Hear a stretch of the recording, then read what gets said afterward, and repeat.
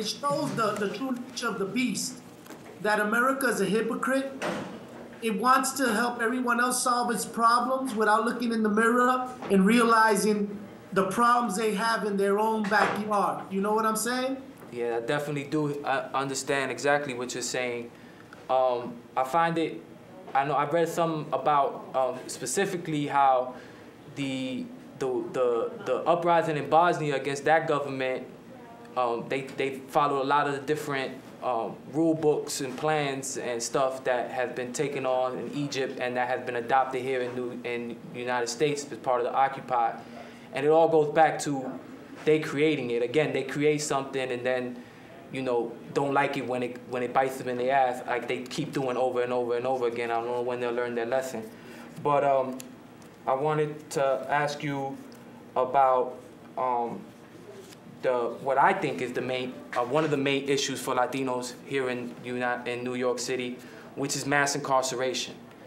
And through mass incarceration, I want to try to pinpoint stop and frisk. So I want to know what is your take on the whole stop and frisk policy, and what do you think about that? You know, it's again is the point of views against the youth of the United States, not only in New York, all across America. They keep making laws that incriminate and are racially profiling the youth in America. And that stop and frisk is a nonsense policy, so they could go to any corner and stop 3 young men, you know, and start to harass them, so they could start building the criteria of getting people for stupid stuff, you know, even if it's simple or not. The whole point is the cop gets the point to start harassing people in the community. And I feel stop and frisk is just the beginning, just like they putting official police officers with guns in our schools. They're putting metal detectors in our schools. So they're making our schools look like prisons. They're giving our school children in the public school to think that they need somehow to have a police in there with a gun monitoring the youth that are going to class. So then if you fight in school, instead of going to the dean's office, you get cuffed and they take you to the precinct. And this is all set up to give the minorities felony records before they're even old enough to vote. So right there, they eliminated 2 things. They eliminated the process of you becoming successful and you being able to be a voice in the voting democratic system that they have established. So before you're 18, you had it. You got no power until they say so through these laws that they passing to take our youth and take their power away. And it's insulting. It's insulting that they think that we're dumb and we don't see it for what it is. And you know, it's time that we stand up and not only occupy Wall Street and the places that the money's coming in, but around prison. It costs $60,000 a year to keep a person in prison in America. $60,000, and they won't invest $10,000 in a youth for a school program, for a college grant. So, you know, it speaks for itself. I think it's quite obvious. The plan is to knock us out of the game. You know what I mean? Yeah, I definitely do. I think you touched on something, just to give a little terminology, how they talk about it is the school to prison pipeline. And it's deeper than just putting the uniformed police in the schools. It's about how, you know, the lack of guidance counselors, just the whole how they police the schools, and how they pinpoint and target Black and Latino youth in particular. I think that is something that people don't really understand or see too much. They think that, you know, we bugging when we talk about it, but I think it's something very real that's going on with the school to prison pipeline.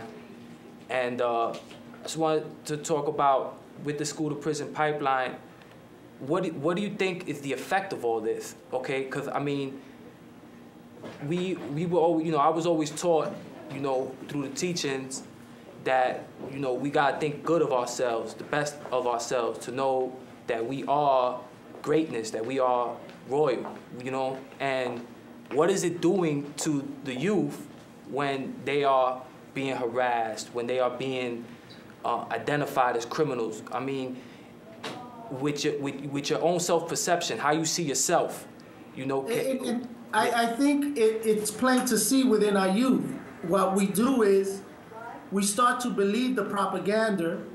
We label ourselves losers, gangbangers, you know, and we start to act out on what we're being told in our schools, by our government, by our community, that we're no good. Our schools are outdated. The books are outdated.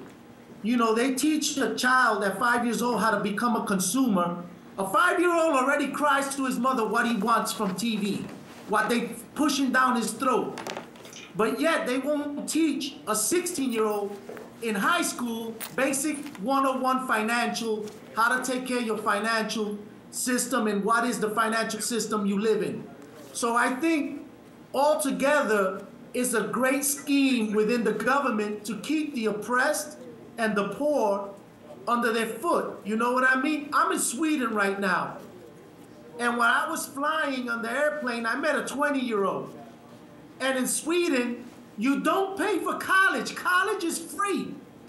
Everyone gets medical coverage. All you pay is a $10 payment when you go to the doctor. Now, what I'm trying to say is, why isn't this talked about in America?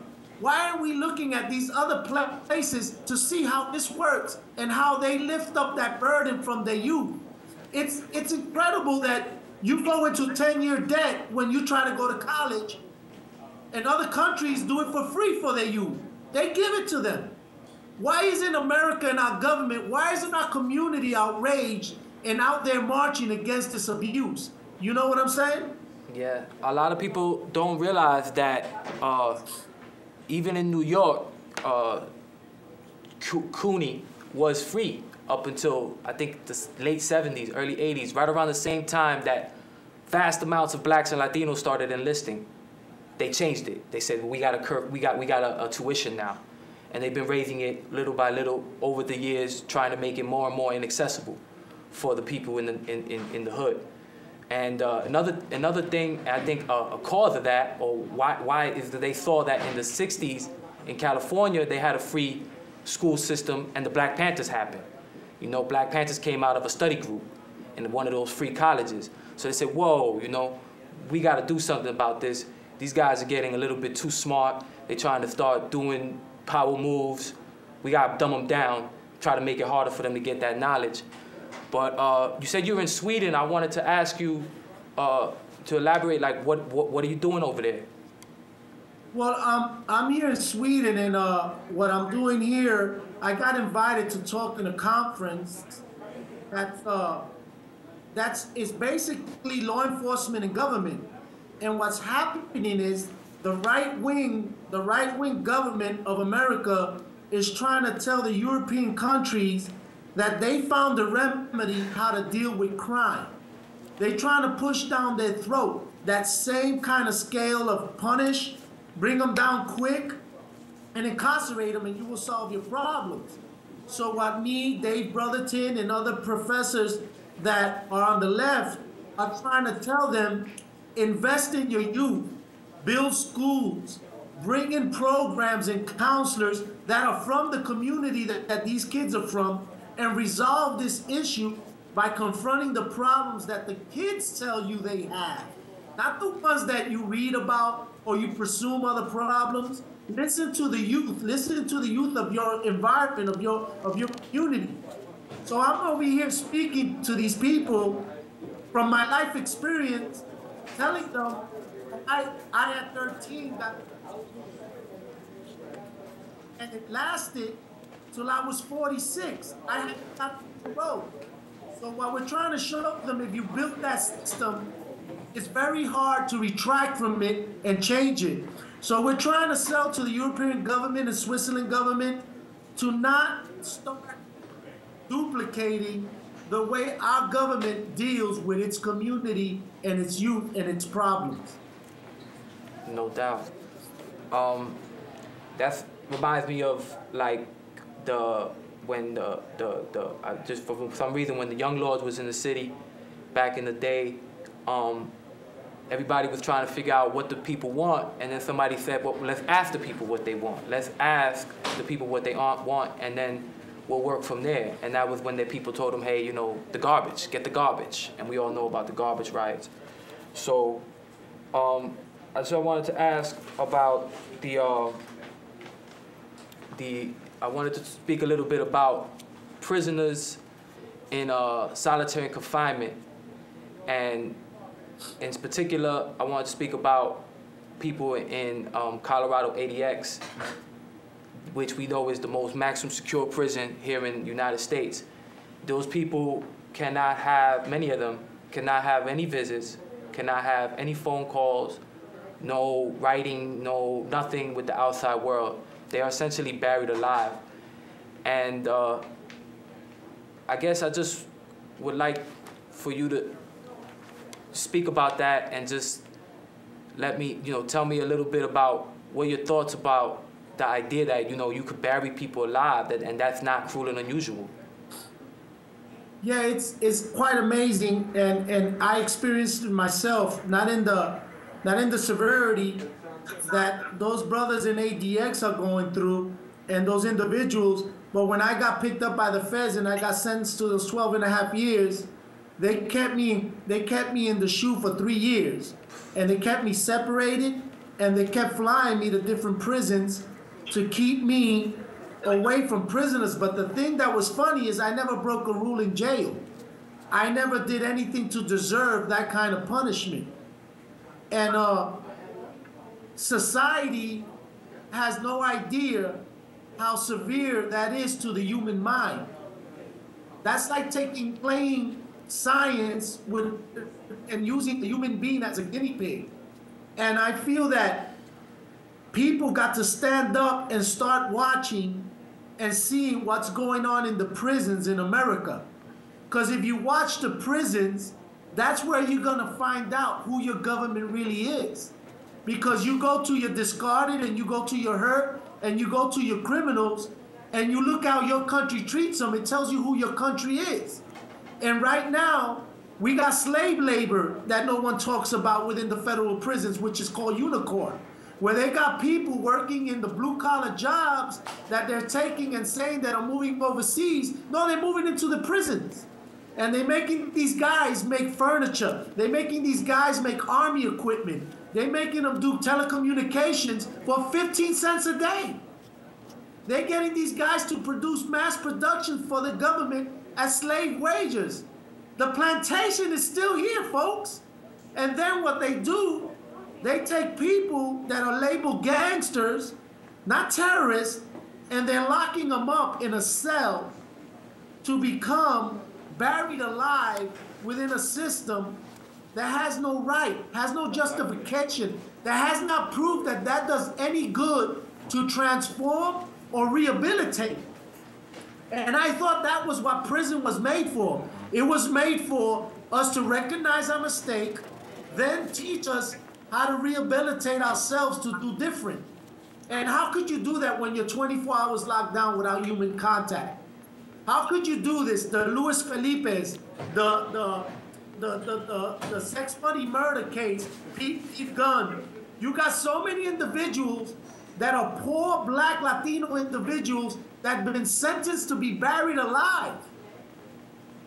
And you know, it's a shame. I'm disgusted with our community that they sit down all day watching these damn reality shows.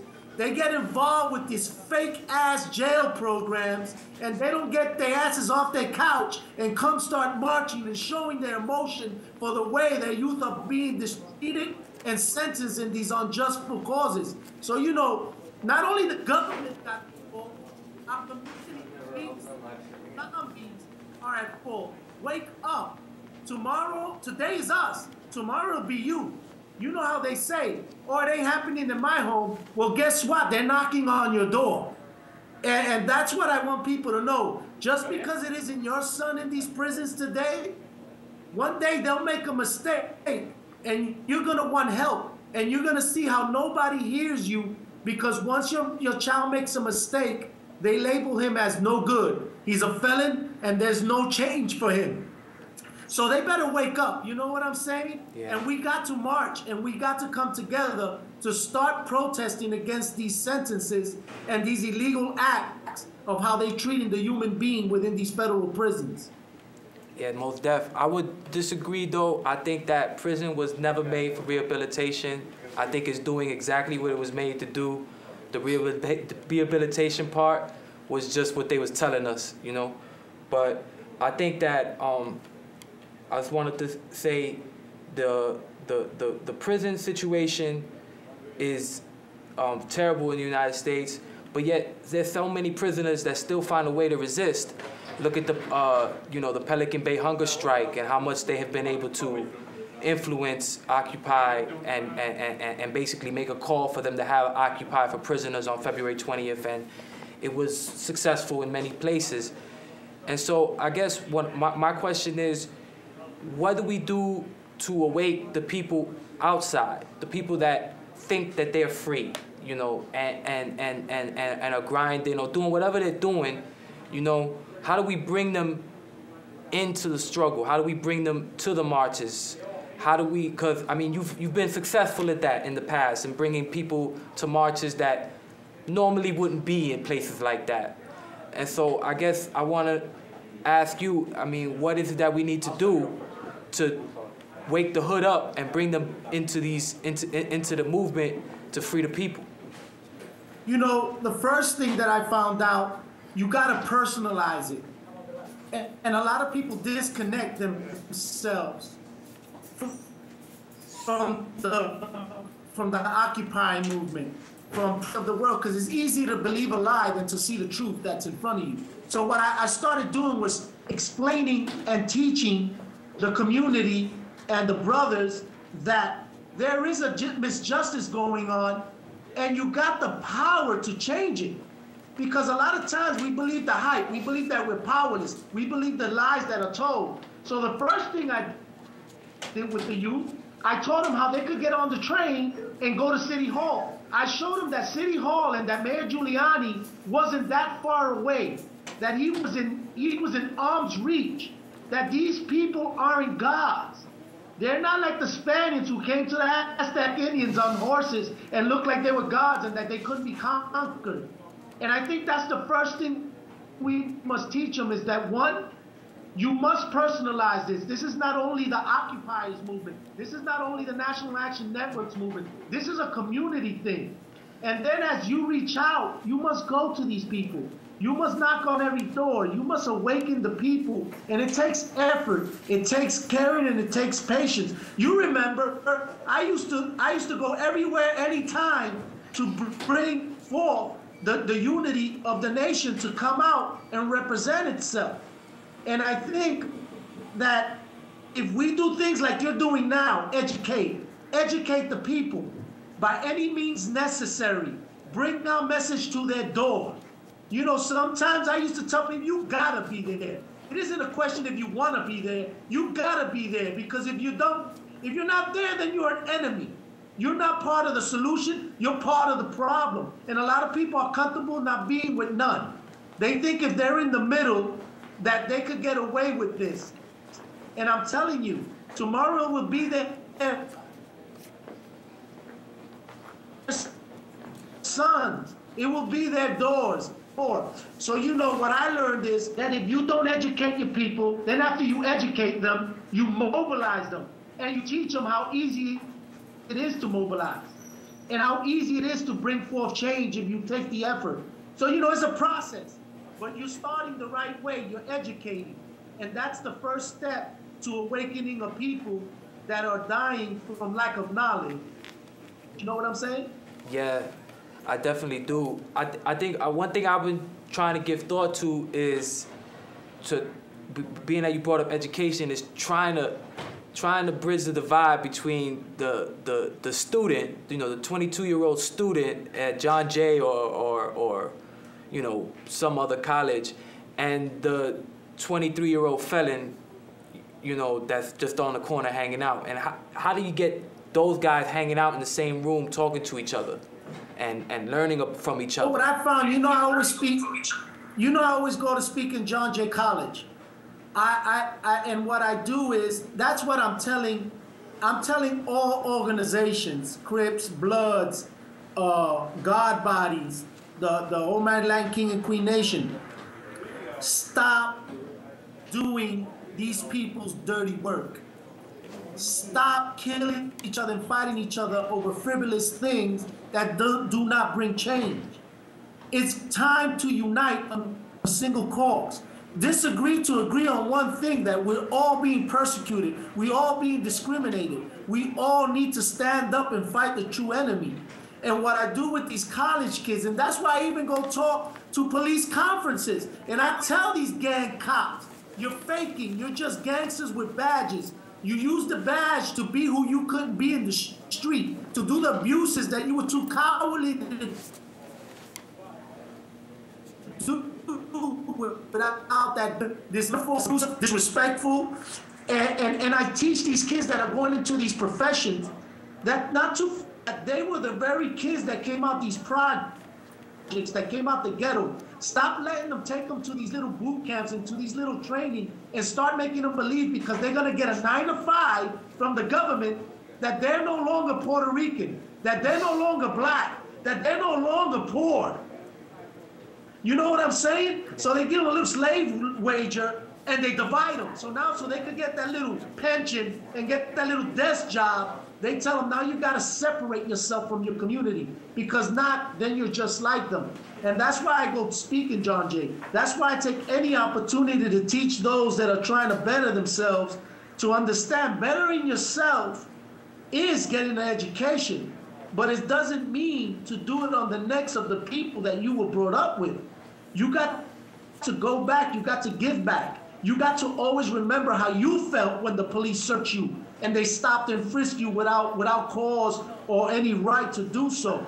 So I think it's important that we remind these kids in John Jay College, these kids that are getting education, that we're your brothers, we're your cousins, the Kings, the Bloods, we're your family, we are you. We're you on the other side of a road that needs you not to forget that we need you to help us get to where you're going, and vice versa. So I think that divide and conquer technique works because we allow it, and we do it to ourselves. So I think it's time for us as organizations and us as street community people that are out there, that we start to focus as a team. Yeah, I just saw yesterday on a picture of some graffiti on the wall coming from April 30th, 92, with the Rodney King thing, riots, and it was like Bloods, Crips, Mexicans together tonight, you know, and basically it was very moving. And then to go right next to the next day, May Day, I think it's something that has a lot of potential. I mean, if we can just awaken, you know, the people to just realize who their real enemy is, you know, and so that they don't shoot each other, you know, don't shoot at anybody, but just focus and get the job done of freeing up people already.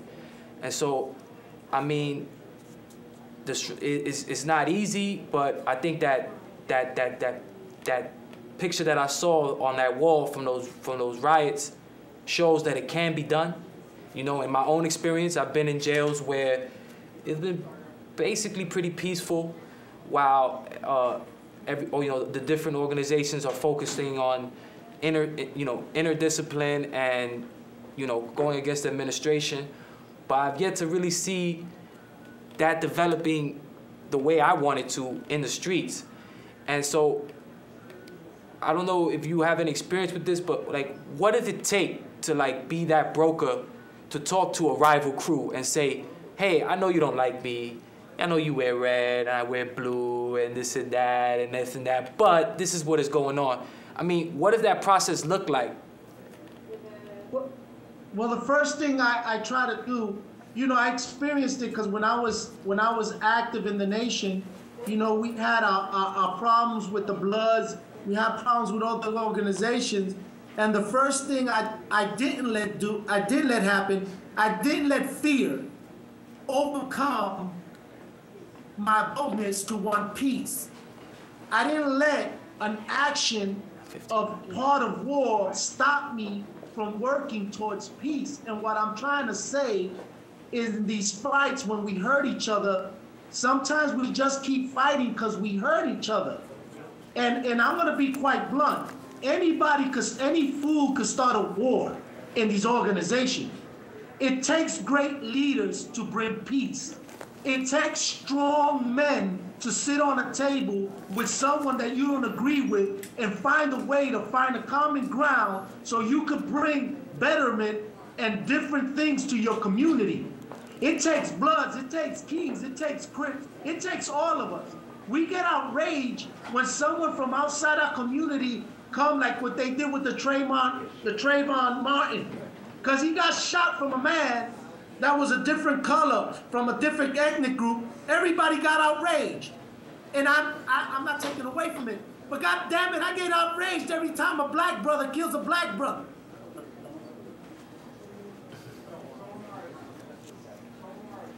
I get outraged how we lose one youth in our community. They all valuable. Every life has a value.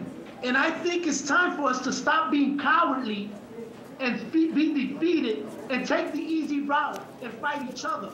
You know when we really become gangsters? You know when we really become about it? When we start fighting this government, when we start fighting police brutality, when we start fighting for our youth in the schools. That's what Bloods, Crips, Kings, all these organizations were started for. They were started to fight the injustices in the community. Let's get back to our principles. Let's get back to our foundation. Let's get back to the true reason we were formed. Let's not lose focus. You're not my enemies. You never were. I recognize my enemy. He wears a suit and a tie. He's 70, 80 years old and he lives in the White House. It takes balls to go up there and tell them people what you feel. Why don't we get all together and make that march happen? Why don't we occupy DC with Crips, Bloods, Kings, with all of us, with organization, National Action Network? We got to do a call for everyone to unite. Man, I'm not mad at people that look like me, think like me, act like me. I understand them. So that's why I don't need to fear them or to want to shoot it out over some stupidity. I want to go fight these senators and these politicians that lie to my mother every day. You know what I'm saying? So I'm calling that all these organizations, man, find that table, find that leader, and sit down and come to unite under that single cause that we got to go somewhere and free our people out of these prisons and start giving our children the right example how to conduct themselves in their community. Yeah, most definitely. I guess I could agree with you more, really. I mean, the way history, as I understand it, you know, it goes in ups and downs. You know, they got like waves of resistance and stuff. And you pointed out that a lot of these crews originate with ideas of liberation and self-determination, and then there's like a digression. I know a lot of times purposely, you know, brought about by programs like COINTELPRO and whatever the hell they're calling it nowadays. You know, that purposely instigate and bring these problems so that these people could kill each other. You know, so I mean we're against like dark principalities and powers in high places. You know, there's some shit to that. You know, but I think that and that's my point. That's what I'm trying to tell these brothers. Look, if you got someone next to you that keeps sending you to do some stupid stuff, and he never getting arrested, and he's always around inciting shit, use your mind. You got to investigate, because you know that the people who put people out there to incite and to make you commit crimes are people who are informants, people like in the Matrix, people who are the government, people who are part of the system. So, you know, let's stop being naive. let's grow up. You know, we gotta grow up. We gotta evolve. All these organizations got to understand we must grow. The people are dying for us to show them leadership. They're dying for us to show them that our colors, our community, the places we're fighting for, is not to have a drug den. It's not to have our personal space. We want more. We want our buildings fixed. We want our schools renovated. We want money invested in programs to uplift our people. And this is only going to come when we unite first. And you know, you see it in the Mothers Against Police Brutality. We put thousands of people in the street. We made the government listen. They feared us. They came after us. And they started their COINTEL. But it doesn't mean it can't happen again. We could rise above the lies. And I think with you speaking, the Occupy is putting forth that movement. Let's involve the youth. Let's involve these organizations and let them know how much they needed to participate. You know what I'm saying? Definitely. I guess one thing that I find is that because of the way that we grow up in our neighborhoods and the way the stop and frisk and the police harassment and the fact that, you know, we constantly are catching like bullshit cases and having negative contact with the police all our times, I feel that part of me feels that we got like extra fear of rising up than other people, because we got that extra, yoke on us, saying, you shall not rise. If you just gotta read the Willie Lynch papers, and how the Willie Lynch papers was written, of how they told you how you break a strong black man's will.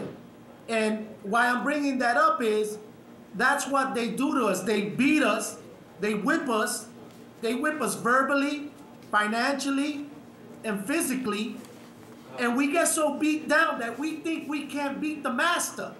So now instead of attacking the master who got the whip, we start fighting each other for the crumbs and the lies that they feed us. And if we would just understand and people would look, it's all right to read The Art of War and read these other knowledgeable books. Go get the Willie Lynch papers. Go understand how this government and these people in power already built a way that they say that they know how to whip the fight out of you. They'll whip it out of you. They'll break it. They'll take you and they'll break you to where you won't look up anymore, that you won't dare to stare them in their face. So what I'm trying to share with these organizations, we have let them whip us into submission. We have fallen into that same policy of the Willie Lynch papers. So it's time for us to stop fearing the man with the whip. It's time for us to stand up and take that damn whip from him and let him know how it feels when the rabbit got the gun.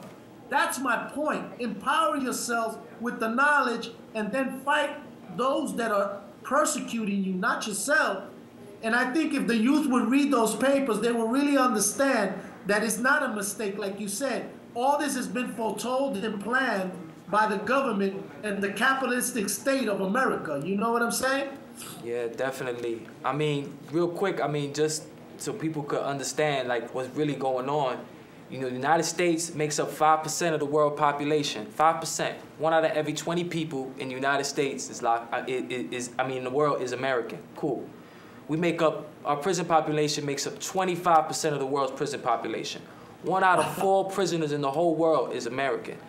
So, the talk about the land of the free and this and that sounds really good, but when you just look at the numbers, it just don't add up, This is like an incarceration nation, and, what do we do to turn back that trend, and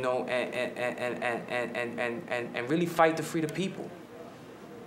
Well, the first thing we got to do as individuals with power, individuals in organization, is stop telling our kids, die for me. You preach that dying shit. The first thing you got to start teaching your youth is live for me. Anybody could die, then it's over. Get up in the morning and live for me. Find a reason to fight and have a cause to live. Look at your sons and daughters and realize that they need you around. They need you as a teacher. They need you as a mentor. They need you as a father. We are important in our community. And here we are getting ourselves set up to fall in these prison systems where it affects the future generation that we bringing up. So it's time to step up. It's time to realize that, yeah, the oppressor has put us here, but we're keeping ourselves there now. It's time to stop blaming them and raise your fist. Look at the Attica riots. The Attica riots were done, and they got change done for the prisons. They got us conjugal visits. They got us to have letters. They got us to get stamps. All those things that those men died for in the Attica riots, we gave it back in prison because we're so busy fighting each other that we no longer fight the system and the injustices that they do against us. So my point is, we gotta take example like them brothers in Pelican Bay who made a stand. We gotta support when we see that. We gotta come out full force and tell them that was good, that was just. How do we do it again? And that's what I mean when we see people in organizations do a right step towards peace, towards trying to take their factional group to a different road, to embrace them. Sharpton's, the National Network, the Puerto Rican Political Party, we got to embrace these kids and build that bridge and show them how the movement in the 60s was done. Give us the pattern. Don't complain about what we don't do. Teach us how you did it. So then we start doing it today. And from the movement from the 60s and 50s to the movement of today, they don't want to get together. They don't want to teach each other. And I say it's time for us to put these petty differences aside and get together and really decide, are we really going to make a move to occupy our communities, to occupy our schools with our thoughts, with our dreams, with our fights? Are we going to be the ones to take it back? And no one else is going to do it for us. No one else is going to give it to us. We got to go and take it. And that's why I love the whole movement that was put together by the occupiers. They showed that power of unity, the power of going and doing a demonstration peacefully. They made the police show their brutality. They made them show their savage ways, the way they dealt with us when we stood together. Does that mean we fear them and we stop doing it? Hell no. Come on, let's go, organizations. Let's start standing with these occupiers. Let's get out there. Let's show these people what gangsters do. We take over, we come, we defend the weak, we stand up for those that are being disenfranchised. And that I can't keep pushing that so hard, that it's time for us to unite all kind of people into this movement. Yeah, I think that the day that we could do that, I think we won, you know. But we're gonna have to keep. It's gonna be hard, but we could do it, you know. I just want to say that the movement for freedom, you know, you gotta be vigilant. Like even when you make a victory, you gotta be vigilant, because you have brought up the Attica riots and how the Attica riots bought a lot for the prisoner, and I agree, they definitely did, there's no doubt. But I was just in Attica fairly recently, about 5 years ago, and little by little, by little by little, they're taking back everything that those brothers fought for. So I think it's just something to be said about being vigilant. Even when you have a victory, make sure that you keep your victory, you know, and make sure that you don't let them take it back, because they're good at that. Little by little by little, before you know it, you lost everything. Yeah, it's our responsibility to keep what our ancestors died for. It's our responsibility to remember those who sacrificed their lives and fought against slavery, and fought against abuse of women's rights, fought against the non-voting policy for the blacks of our country. We seem to forget and get comfortable because someone else won those battles, so we get comfortable and we get content. We can't be content. We can't sit back and rely on others to keep standing up and doing sacrifices. It's got to be multitudes of us. There are a lot of disenfranchised people, so, you know, it's sad to say like you did, everybody watches people make a move. And if you're one of those people, listen to the get up off your sofa, go out over there, go out to Wall Street, go see City Hall, stand up, go visit a prisoner, go visit your son in prison and hear him. Listen to what he's telling you. Just because he committed a crime doesn't mean he's an animal. It doesn't mean that he still needs your support and love. So I think it's time for us to start reevaluating and reuniting the family to where they used to be in the past. It takes a village. It takes all of us to raise our children. It takes all of us to win these battles. It doesn't take a few. It takes us all to be united on a single front.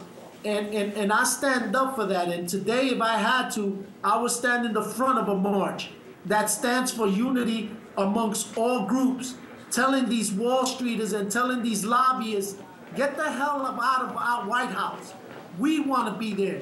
We need to occupy them seats. We don't need 80-year-old men that are still believing that they should have plantations running, that the way to run this country is with that old Republican outlook. We need fresh people to be there. Those are our sons and our daughters. We got to win back that house. We got to win back them chairs. And then we got to win back the community. It all starts with us getting up. You know what I'm saying? We all got to get up. It's an action. It's not a word. You got to put actions behind your words, behind your thoughts, behind your feelings. Because if it says it in the Bible, works without actions is dead. So, you know, all these preachers, they preach, but they don't get their asses out in the street. And it's time to get out the church. It's time to get out the gangsters. It's time to get us all and get out there and do this move to free our people from these prisons, to free our kids from these disenfranchised schools, and start to build a community that's built by us, for us, and with us. You know what I'm saying? Yeah, brother, I do. We're gonna be wrapping it up soon. Yeah. Okay. So I just want to let you know. But I wanted to thank you, for this opportunity to interview you, and I just want to know that, for me, I learned something. I hope the viewers did too, and I guess it's just a matter of, taking it back to May Day, it's just everybody getting together, everybody realizing what solidarity is, what it is to stand together. It's important that everybody remembers that King Tone didn't bring forth change in the nation of the kings. The people did it. The people in the nation got together and got sick and tired of the abuse and stood toe-to-toe and stood up for the injustices in their community. So it isn't one man. Yes, we picked one to lead us and to be the face of it, but it's the body, it's the people that make change happen. We pick someone to speak, but there must be a body behind that face, that voice. There must be a multitude of people behind them. And that's what the nation did. That's what the kings did at that time in the 90s. We brought forth like the young lords. We showed that the young youth could gather together and bring change. Let's bring it back. It isn't one man. It's going to take many of us to bring it and make it happen. No doubt, no doubt. Each one teach one. Together, we could do it all, But all right, man. God bless you, and already, power to the people. Power to all the people. Peace. Peace, brother. Good. All right, we want to thank you guys for coming in and talking about this. It's really moving. We all really enjoyed it. We were listening back in the control room. Thanks for taking the time out. So just to let you guys know, we're at Manhattan Neighborhood Network, 15 hours of Occupy public access. We're going to be occupying the rest of the night. We have some really great programming for the rest of the night. We have Occupy for the parents. We have a round table with union leaders, and we'll be doing some yoga and wellness in the 11:30 hour, the 11 o'clock hour to round out the night. I know that we all who have been working here need some rest, relaxation, and some meditation, so it should be a really great night. We're going to be cutting to Timcast now. We've been trying to grab some live stream from the street. It's been a really hectic day out there. So you guys should be looking at it right now. We're looking at Timcast, who's streaming in HD through Ustream. Thanks for doing out there, Tim. We appreciate it. Why don't we? I'll quiet down and we'll let you guys watch it, listen in.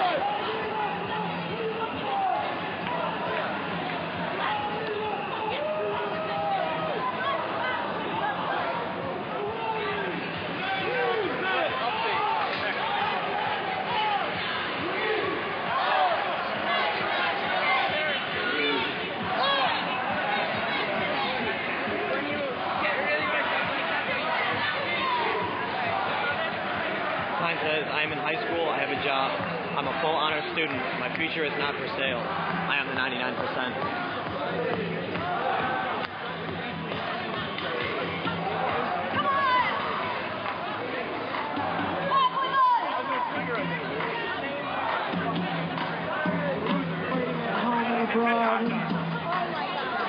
What's the difference between you and a tree?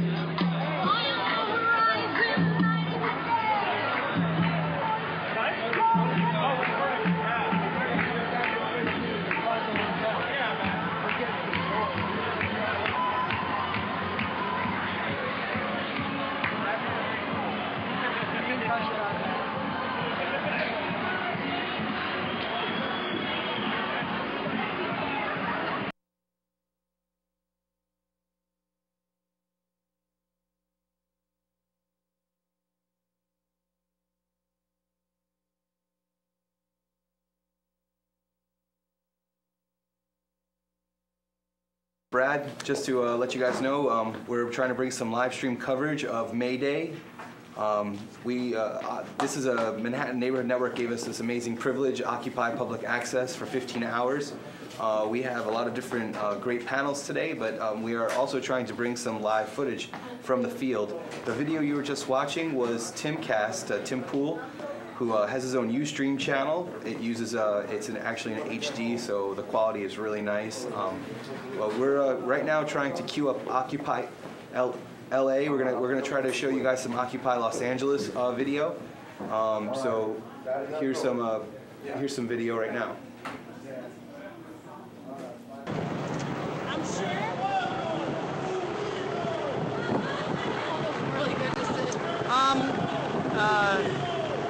I don't know which stream is covering Pershing Square right now. We're away from Pershing Square.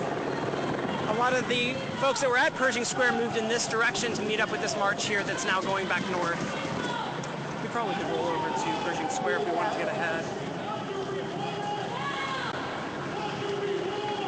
We have enough streamers here, I think, that we could do that. Folks, I think what we're going to do is we're going to move back north to Pershing Square, which is probably doesn't have a police presence right now, since they're down here. Coming this way. They are, yeah. I think that's probably a good idea. You want to do that? So much walking today. I'm sorry.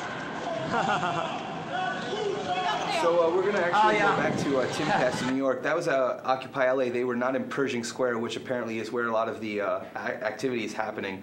So that wasn't really like the best stream. So we're going to take you back to Timcast, who is walking downtown, part of the march. They are going to Liberty Square. He's got some great video. Obviously, you just saw he came across a wonderful sign about being part of the 99%. I know that there are a lot of people that were that protesters in that same situation, went to school. Oh, Timcast is down. Okay, so we're gonna try to find a new stream. But just to get back to that, you know, there's a lot of students out there, a lot of student debt. We know that there's more student debt now in America than there is credit card debt. So that's you know, a very telling thing. So basically, all day today, Manhattan Neighborhood Networks let us provide coverage of Occupy Wall Street's May Day. There's actually been May Day stuff that's been all over. Oh, Tim's back on, so we're going to cut over to him. March with Occupy Wall Street and several labor organizations, over 100 different organizations are marching here. And I'm not sure where they're heading, but I can see barricades are being set up right now. So for those just joining in, you can find me on Twitter at Timcast, Timcast. And also like my Facebook page if you want to subscribe to my Facebook by going to bit.ly/TIMPOOL. So that's bit.ly/Timpool.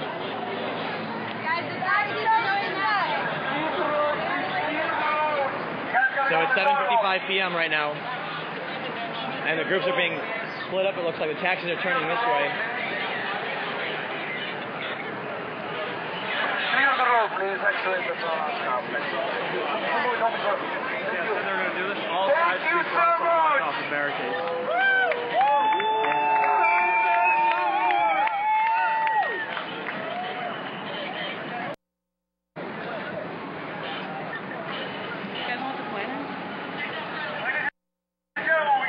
Well, it was announced that they were going to march to Wall Street, but they marched right past it.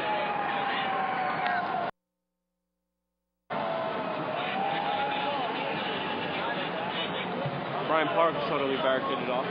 Really? Yeah. What's up? Awesome. Whoa. Yeah. Totally What is that? I don't know. I think that's something that is usually there. Like an art. Yeah, so what's going on now? Everyone just dissipates, or what? Everything's barricaded off from here. I don't think so. Going on hour number 12 for today's stream. Hour 8. But I'll last longer than you. It's all right that you're lazy. No, you won't. I'll last longer than you. Nope.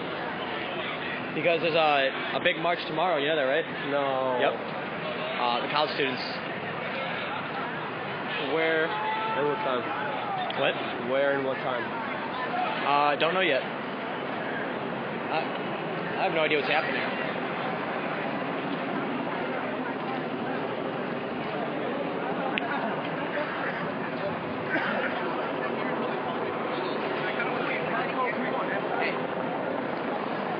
So these cabs are now having their signs